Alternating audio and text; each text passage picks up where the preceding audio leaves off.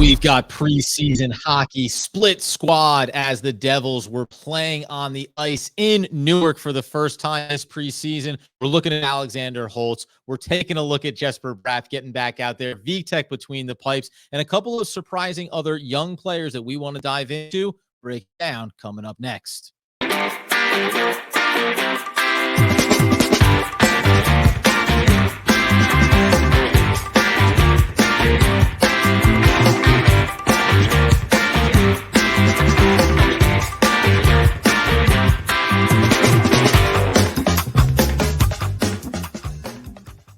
Yes, sir. It is EPL, the Devils Puck Luck Podcast, where, of course, you know we are the hosts over here. Adam Armbrecht breaking down the Brooklyn Nets on the Locked On Nets podcast. My boy Doug Norrie and your New York Football Giants on the One Giant podcast with Andy Mack. And this man right here is the 20-plus year season ticket holder, the pulse of the Devils fan base. Danny McDonough, how are you, sir? We got hockey back, man. That's it. We're in. You know, it's such a great feeling, and hockey's back. Yeah. No, listen, it's awesome. Wasn't it just great to be at the arena and just feel like the fact there was 13,000 people there, and we found out from one of the reps we were talking to, there's 13,000 people there for the first preseason game in a split squad night is just a testament to how excited the fan base is, how excited everything is. The NHL, I think this is gonna be a lot of fun this season. No, there's a buzz about it, man. And we went to a lot of games last year. Obviously, we're going to break down this game specifically in Newark. Also going to reference the split squad as well, taking on the Montreal Canadiens, just so we have a full sense. And there's actually a lot of great takeaways when you think about the players that weren't there on the ice in Newark. Gave some great opportunities to see different combinations, players in different roles, which is something that we talked about. Lindy Ruff has talked about with the press, saying this is what it's about. See how these combinations work and see different opportunities. But to your point, man, in the arena, it was a regular season atmosphere. Yeah, it was the fact that, you know, after the first couple of goals that everybody's standing up, cheering. You know, it didn't hurt that when you're in Newark, and we're going to talk about the game. It doesn't hurt when the Devils drop 4 goals in the first 6 minutes of the game. It was just like, that was awesome. Celebration. Listen, and I know, like, the Flyers are a bottom tier team. Montreal Canadiens are going to be more of a bottom tier team. But it's not so much about the final scores of these games. No. It's really about the gelling of lines. It's really about seeing the individual players, what they're doing, what they're bringing to their own game and their own development, you know, to make the NHL team. So listen, but I love the fact that, you know, we were lucky enough to be in one of the suites actually. And it was cool to see just fans being there, standing up and so excited for everyone in the first preseason game, you know, just to see and feel, you know, that energy. It was electric, man. It was a lot of fun. It was a blast. And so we got to look at a very specific set of players, though it's a large group and a lot of young guys, as we mentioned. So just as we set the table here against the Flyers home in the first preseason game, you have Alexander Holtz, a hot name topic, obviously all off season. Gonna get into him in a big way with his performance. Thompson as well, another young player. Nico Hischier, Bauer, Palat, McLeod, Timo Meyer was there. You also had Schmelzer, you had Holla, you had Bratt, you had Philman. You on defense then had Smith, who we'll talk about him too, actually, because it was a fluid game in terms of the conversation that Danny and I were having with different players. Dougie Hamilton, Foot is there as well. Dude, Hatakka. Yeah, until we talk about Hatakka. Paul and VTech and Cow in between the pipes. So that's the group of guys we got a chance to look at. And you could see there from that list, a lot of young players. We're going to go back and forth between a young guy and then, and by the way, some of the other young guys we're going to discuss are actually players that, in fact, are dedicated members of the team already, but they're still only 23, 24 years old. So we'll go ahead and give you a well-rounded perspective on what we've seen from these players on the ice and what it maybe tells us to continue to watch for as we move forward through the fact that we're okay. Go ahead when you're ready. I'll edit this after now.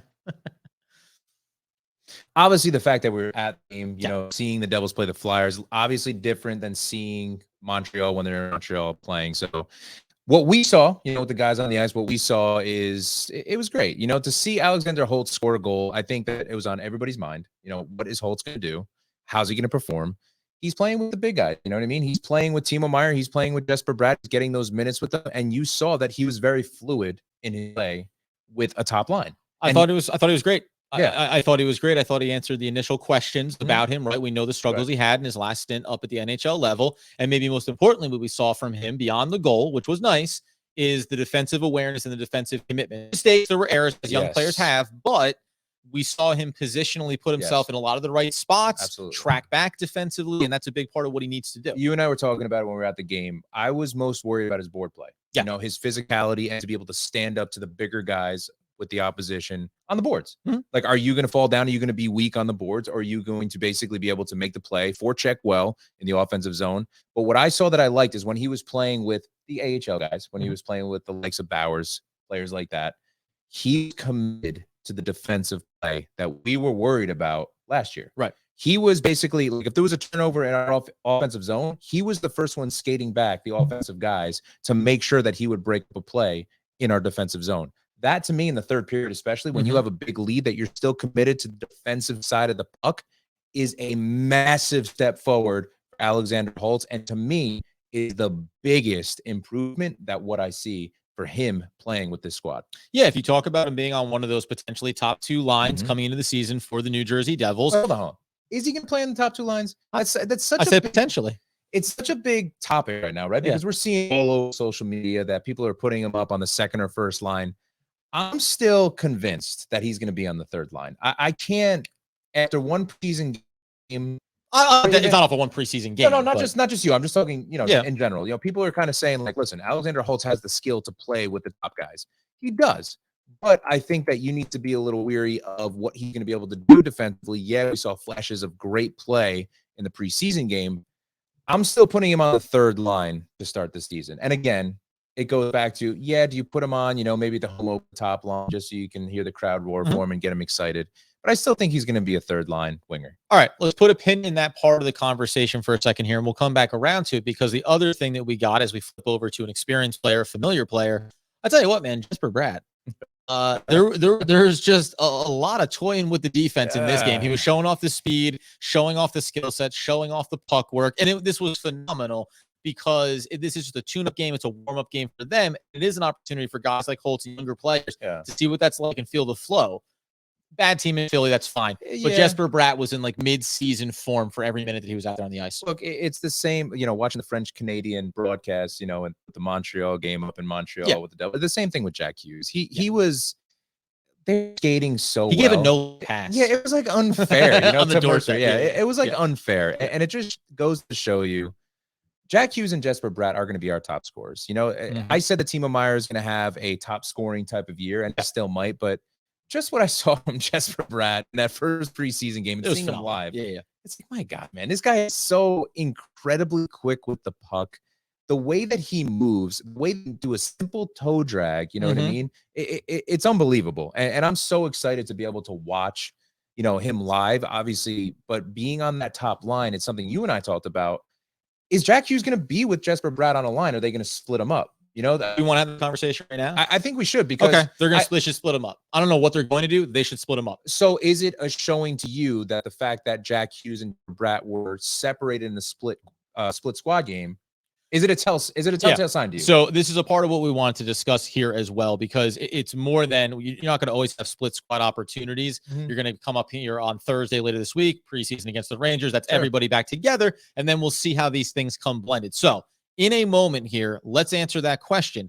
Does the split squad and the way we saw these parties separated give us an indication of the combinations that Lindy Ruff may want to look for, and what do each of us think should be those top 2 and 3 lines after, one split squad preseason game? We'll dive into that here coming up in just 1 second, after we do a little thing that's telling you about our buddies over at DraftKings, because you know that we are back with another week of football, and DraftKings Sportsbook is keeping us in on the NFL action with great offers every single game day. New customers can bet just $5 and get $200 instantly in bonus bets. You throw $5 down on any of the week's epic matchups, and you're going to walk away an instant winner, because even if you lose, you're getting those bonus bets. That's what they do over on DraftKings. And DraftKings, by the way, is not stopping with that, because all customers can also take advantage of the 2 new offers every single game day.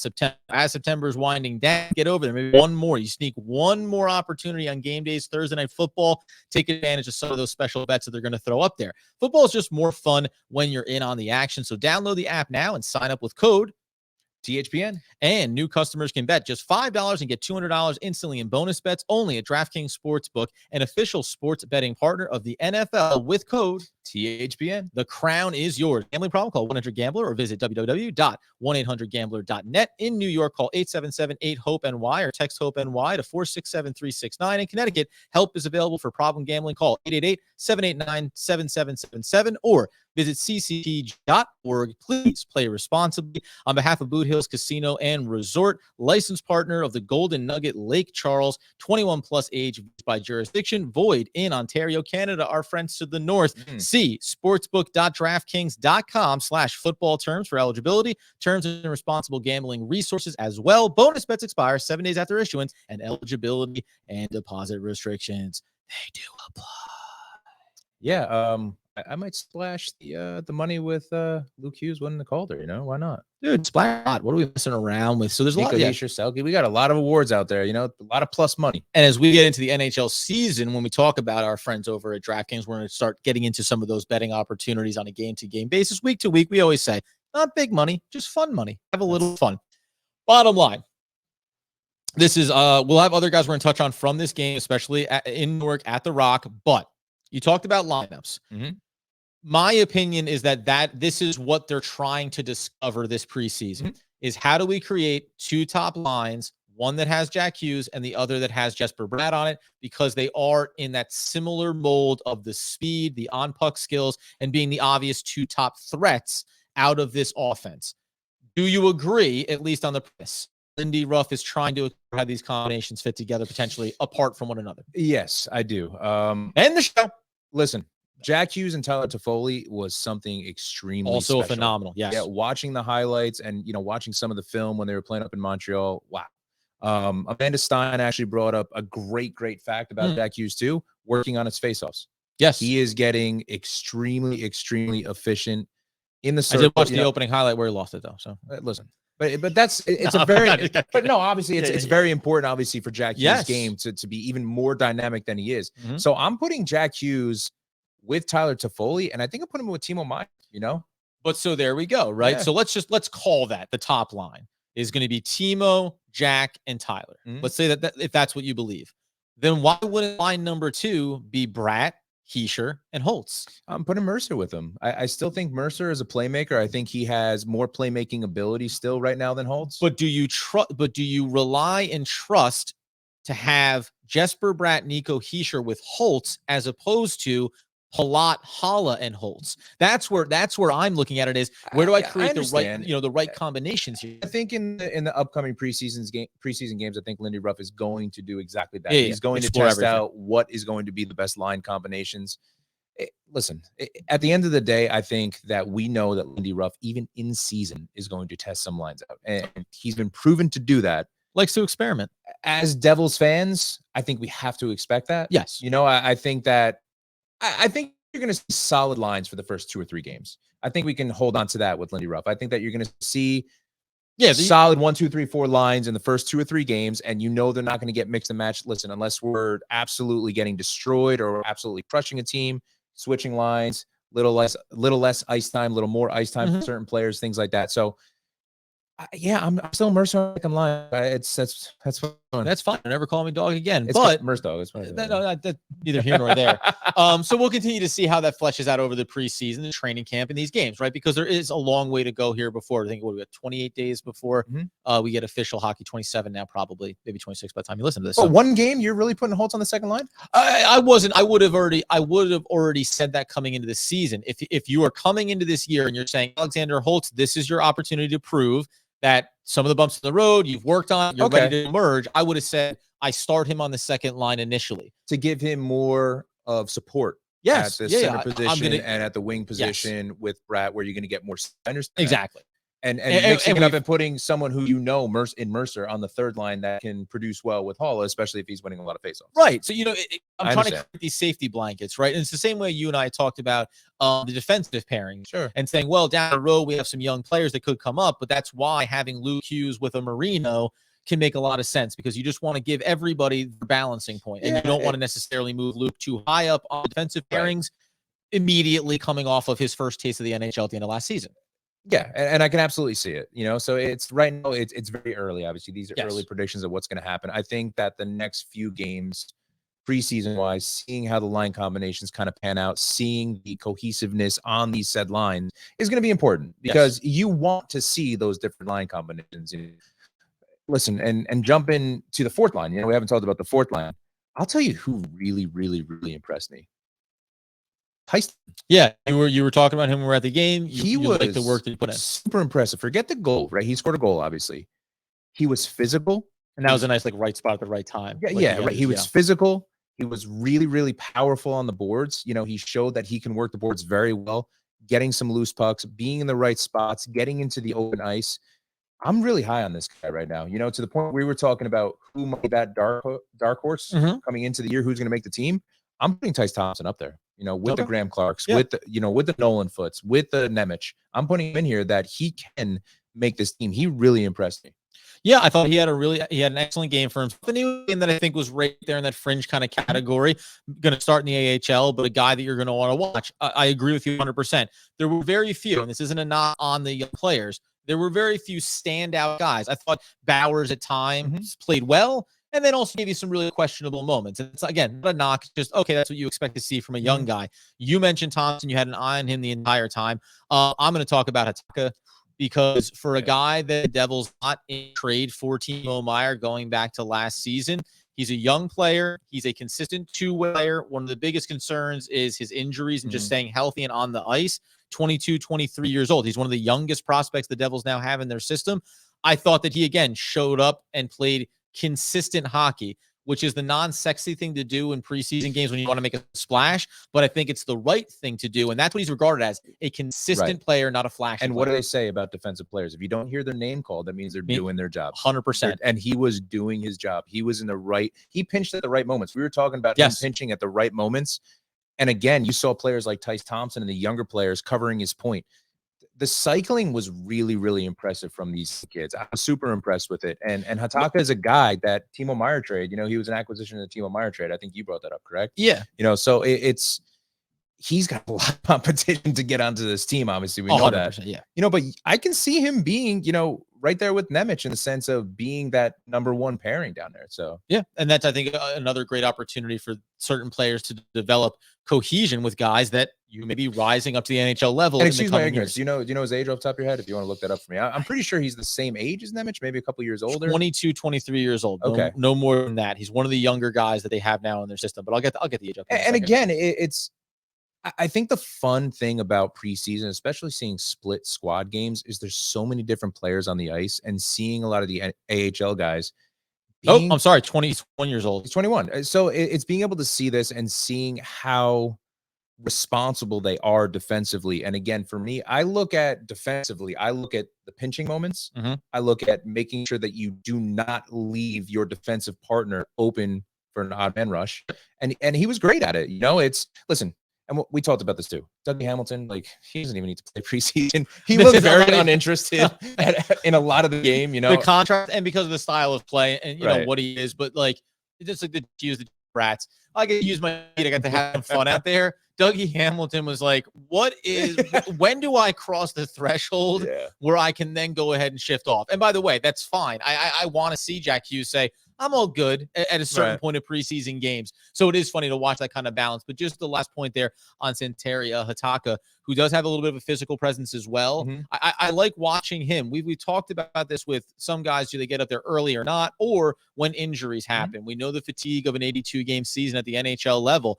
I'm going to put him there in the category of a player that I think could get a call up for an opportunity to play. He played with the Sharks at the NHL level last season, so he does have that experience. And I'll just note here, he had 7 blocks and 5 hits in 9 games while scoring 2 points in his lone NHL with the Sharks going back to 21-22. So there's something there, and I think he represents a little bit of physicality potentially for the Devils as they move forward. That being the case, the other big takeaway I thought that we should note from this game that I was incredibly satisfied by, I went back talking to it last year, talked about it every game that we went to, every game that we watched, talked about it on the podcast a lot. I was so fed with the dump and chase mentality for the Devils because they're such a skilled team on the puck. I want to see them with those blue line to blue line passes, entering into the zone, controlling the puck, and then opening things up.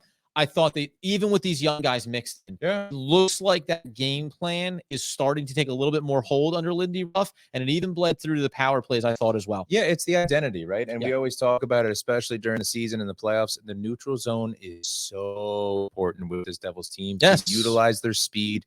You can listen, dumping and chasing will serve its purpose depending on the game, depending on the lead, depending on the period, whatever it might be. But yeah, really, yeah, obviously. I'm not putting double black marker strikes through like dump and chase. It has exactly being able to through the neutral zone, tape to tape passes from the defense to the offensive guys. It's super important. Yes, you know, and to be able to basically enter the zone unscathed, you know, past the opponent's defense is incredible. And we saw that in the preseason. And again, it was the Flyers and it was the B team of the Flyers. We get it. They're not going to be a good team. I don't care about the score. You don't care about the score. Nope. It's about seeing the individual players and seeing what they're doing. I just wanted to throw us out there too. We haven't talked about it yet. Something I was disappointed in was filming. You know, we were talking about him, you know, watching him play. He seemed slow. You know, he didn't seem as fluid on the boards. He didn't seem as fluid on the forecheck at all. I was disappointed in him. Missoula as well, who like is a young guy, also a physical player. And again, I want to make it very clear because we mentioned Bowers earlier. He had ice time. And I mean, I'm not knocking when young players struggle and they look shaky. It's just I think what we're trying to do is create the AHL level guys, the fringe level guys that are maybe deserving of coming up, right? So clearly we know who the AHL guys are definitely going to be that aren't going to make the NHL team. It's still good to see the guys in the system to know if they're going to be an NHL guy in 4 or 5 years, whatever it might be, or if they're trade bait, you know, or if they're going to play well enough that they could be a very important piece in a trade. Okay, so Michael McLeod is someone we haven't talked about, but finish your thought. Oh no, you know what? I'll go there because I was going to touch on VTech as well. But McLeod, for again, put him in the list of players. We kind of know what he is. At the end of last season, especially in that playoff run, I started to say to you, I was like, I really think that McLeod. Remember, there were players that were letdowns for the Devils in the playoffs. McLeod was a guy that elevated his game, and I think that was a great jumping off point for him. He brought all the same mentality in the preseason game. Good open ice, 100%, closing down good on the boards. And I'm going to parlay that and say Palat started to play a lot better too in the playoffs. You know, and listen, he has this big contract. Before the Devils were good again, he had this contract. Everybody thinks we overpaid for him. I agree. I know we did overpay for him, but we had to where we were. It also doesn't matter when you overpay someone the team is not playing at a certain level because you're not, quote, wasting money that you could spend elsewhere. Exactly. So, you know, I saw that too with Palat. You know, that listen, you know what you're getting with Palat. You know what you're getting with McLeod, but I think McLeod is going to be even better. He's, like you just said, in the playoffs last year, he turned it on. Like he had another gear. He's bringing that this season, and you can see it. I made a offensive flair as well in the preseason game. I made a statement on our Twitter, NJ Devils PL. I think he is, and there's an argument, he is the best fourth line center in hockey. I really think that. I thought we should dive into that like another episode. And this is something that speaks to the Devils' depth where you go, well, he could be the third line center, right? Easily. And you wouldn't even blink an eye at it. How many other teams could really say that? You know, that if you needed to, could you elevate any position, but your center right up the chain of command? McLeod, I'm really excited to watch how he performs this season. I'll go one mixed bag before we close out on VTech. Smith. We started the game by, you know, and we've talked about Nemec and young players and how we're going to get guys up here. And I'm highlighting Hatakka. Ball had a great game. Well, but, you know, Brendan Smith, you know, he's shaky, he's up and down. But do you put that in the fact that he's like an older guy? 100%. The first period, like you and I looked at it like, what the hell is Smith doing right now? It's like he was blindly passing in the center of the ice in our defensive zone. Second and third period. This guy's a different guy. Got it up to speed. And be the same thing, you know, again, I think in this to the same level, if you're not going to hold against Dougie Hamilton that this wasn't his big tune-up game, I'm not going to hold against Smith. He came out a little bit flat, and I will give him all the credit in the world that he showed you those little things. And again, for a guy, when we talk about the back end of this team and roster spot and elevating young players, this is what veterans need to show over the course of it. And talk about the young guys like, well, we're giving you a nice, healthy list of young players that showed up in that first preseason game, and I'll have to continue to do so through camp. That's going to get these veterans. They're going to take note. Miller is going to have to watch. You're like, 100%. You're exposed 100%. For your position on the roster. And again, we have the advantage of being able to watch the game live in Newark, you know, to see more of the split squad, obviously, than the guys that play up in Montreal. But jumping on the defense, too, it's Kevin Ball is unbelievable, man. You know, we're a dude that is a big guy. He can skate. Like, we're seeing it even more now. And I bring this up, and we talked about this a few times, you know, off air. I want him to play with Luke Hughes. I want him to play with Luke Hughes because he can fly up and down the ice with him. He can maintain some speed. He's physical to protect Luke Hughes. And you know Luke Hughes is going to take those chances offensively on the defensive end and trust Ball and his physicality to stay with anybody on an opposing team. So where are you putting Luke down on the third pairing, or are you bringing Ball up to the second pairing? Again, we do this with the offensive lines all the time. 2 and 3 lines, defensively pairing. I think they're interchangeable. I'm putting him essentially, let's call it the third line, Kevin Ball, because you're not going to move Marino. Marino's he's your staple as your top 3 defender, with Hamilton, Siegenthaler, and Marino. Those are your 3 guys, and then Luke Hughes right behind him, and Ball obviously too. So, it's interesting. Miller or Smith, and hey, maybe Nemec makes the team and is playing with Marino.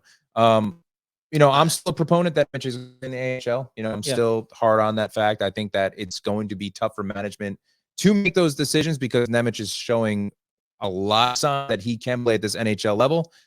Let's calm down with the goal, everybody. He shot from center ice, and it somehow went in the net.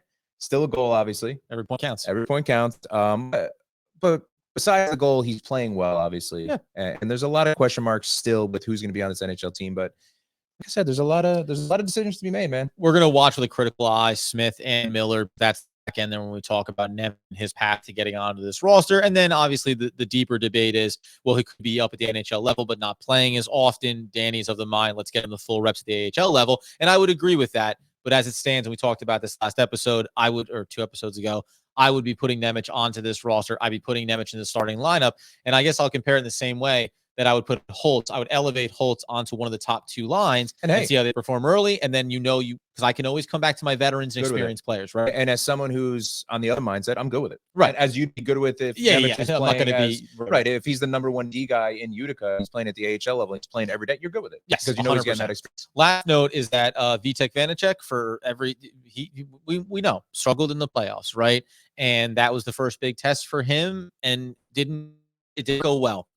But again, preseason game, split squad, he looked very much on his game. Of course. And I think that for whatever you can take it, it's not, Vitek does not need the overpraise to boost his confidence, but I think it's important to point out he's come into camp. He looks the part. That while I'm a massive fan of Akira Schmid, while I might lean and say Akira Schmid should be the number 1 goalie going into the season, I like seeing a player like Vitek coming in with the mentality, I know I need to bounce back. Like the expectation was not that I was going to turn over the starting goaltending job to Akira Schmid as we were making a surprising run in the playoffs, right? So he knows that there's a bit of a pressure on him, and it looks like he's ready to respond, which is a good thing. Yeah, and I talked about it too. It's not a matter of obviously his opponent was the Flyers B team, and we always talk about this. It's his positioning. Yep. It's him playing the puck behind the net. Yep. It's knowing where he is, knowing what he's doing, basically to prepare for whoever's coming down the ice, and positioning is a huge thing. It's being able to make those critical saves. I think you and I are very confident. We've talked about it all off season in Vitek and Akira. And I think seeing him game 1 squad, I think that we're both comfortable. We're both comfortable, and we're confident in Vitek that he's going to bounce back from a very tough playoffs, and it's going to happen. So what we're going to do is we will come back in following the preseason game number 2, where everyone's going to be together there against the Rangers. It's obviously over at Madison Square Garden, but we're going to break that down, and we'll fold in some of the other guys that we didn't get to watch firsthand up in Montreal, though Graham Clark also put forth a nice effort for himself as well. So this is, again, all these guys are layering in here, and at some point we have to look at it and create this hierarchy board of probably, I'd say there's 6 players that I think are NHL capable right now. And then you split hairs about guys that really should be there immediately versus ones we could see throughout the course of the season. That's what's so fun about it. And that's why we're excited as ever. That's why you have people showing up in Newark at the Rock for the first preseason game, because this is what we're here for. Special teams too. We didn't even talk about special teams. Power play looked great. Power play looked phenomenal, and that's something that Holtz can also do a great job with. 3 for 4 up in, I think, Montreal. Yeah, and I believe we gave 2 of 4 effort in Newark. 1 of 4, I think. 1 of 4. Yeah. Either way, it looked crisp. Don't quote us on that. Yeah, don't. Even though there, I know the stat better for the away because it was 3 out of 4. Again, it's all about positioning, right? It's all about just making the better. plays. Dude, it was better. We're gonna run long here for a second. It was better. It was better puck rotation. It was better player movement. There was better cycling. When you talk about, I want to remember who it was on the one power play set at Newark, but they did such a nice job of bringing it out of the corner.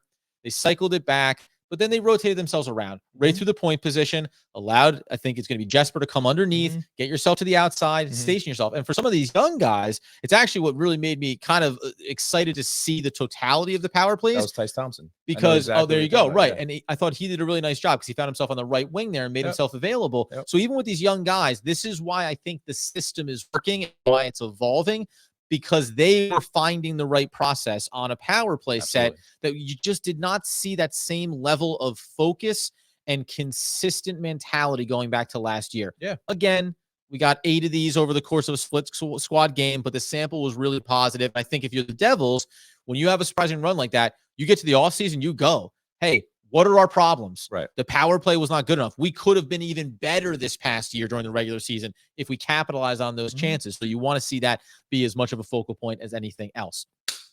That's where we cut it off. Because if you get over to Twitter right now and you follow NJ Devils PL, you're going to hear everything about what's going on with the team and our latest updates, along with, at Danny the Face, at Adam Armbrecht. You can also get us at Devils Puck Luck over on YouTube, where all of our episodes are going up in the podcast feed, where we get those needs fulfilled. Plus, on TikTok, on Instagram, on Facebook, on Dasher, on Prancer, at Devils Puck Club. You better believe it, man. So until Thursday night, post-game wrap-up, we'll talk about it. Could be a late night by the time we get on and really break it all down. Very excited to see what phase 2 looks like. And obviously, we're going to be talking Rangers, and that is going to be just a look at a team that has things to figure out for themselves as well. So a lot of fun stuff coming up as VTech was between the pipes. Let's keep it tight. We'll see you next time.